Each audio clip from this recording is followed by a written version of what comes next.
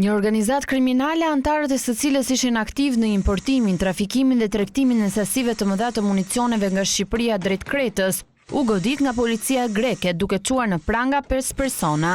Nga hetimet ka rezultuar se antarët e grupit, duke filluar nga muaji prill i këtij viti, në kuadër të një organizate kriminale kanë trafikuar dhe shpërndar në zonën e Kretës sasi të mëdha fishekësh me qëllim përfitimin financiar të palishëm.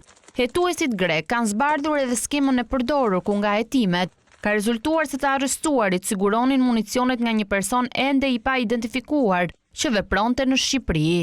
3 nga antarët u dotuan me rrugë toksore drejt kufirit me 2 automjete, njëri prej të cilëve ishte një kamion i konfiguruar në mënyrë të posaçme, ku vendoseshin fishekët. Ata u kthyen në Kret me rrugë toksore dhe nëpërmjet linjave të trageteve ku i shiten municionet në treg me një çmim të caktuar. 3 nga të akuzuarit ishin në moshë të thyer, ndërsa një 41 vjeçar shqiptar siguronte municionet. Nga hetimet ka rezultuar se ata përdornin një kamion që u përkiste personave të vdekur për të transportuar municionet, ndërsa gjatë transportit fiknin celular.